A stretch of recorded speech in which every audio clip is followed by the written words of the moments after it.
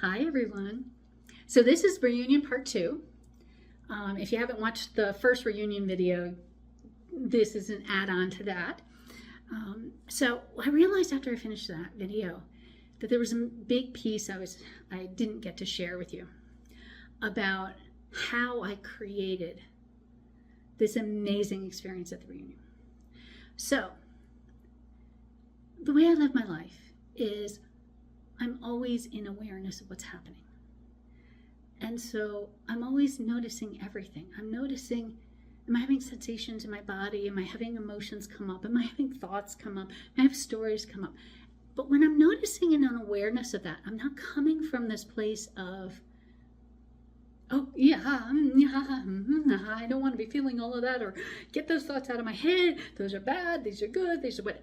I'm in total acceptance of the thoughts and the feelings, and I'm recognizing them as just what I would call content. Just ego content, just some belief systems, just some stories, and beliefs and stories and traumas all can create a variety of things. They can create thoughts, they can create feelings, they can create perceptions of reality, they can create sensations in the body, they can create, diseases and illnesses and injuries and dysfunction in families and dysfunction in finances, and they can be powerful things. But here's the key: we're more powerful than them. And when I say that they're just content, it's because I know what I am is beyond content. And that I'm just carrying around some content and I'm going, oh, that content isn't really serving me. I'm going to let it go. So in preparation for the reunion a few months ago, I just started becoming aware of everything that was going to come up for me about seeing these people. All the ways the past part of my consciousness that was still alive and hidden, that was saying things like, they're not going to like me, they're not going to approve of me, I'm way too woo-woo. Oh my God, it's so funny. That word woo-woo it took me a long time to accept the fact I could be woo-woo, and then to hear people going, oh, but we don't want to bring woo-woo in our life.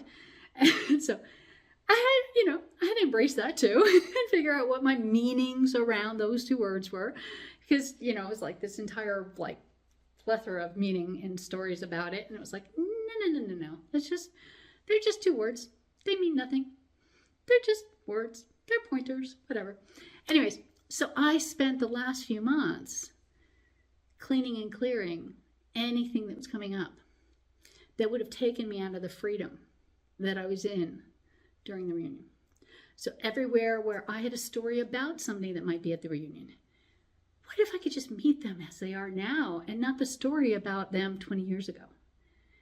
What if one of my stories was people wouldn't accept me for the journey that I was on because I didn't do a traditional route that most people would? And so it was like, okay, what's coming up for that? How do I let that go? And so being free, one, it's a state of being. It's a way of connecting into the state of being that we are. But two, it's also an awareness of any kind of content that's coming up, and knowing we have choice over the content. And we can see the content and go, nope, not serving. Don't want to play in that. I'm going to let the content go. And so being free is a way of living. It's not just a way of being. And so my invitation to you is be free and enjoy every moment of it.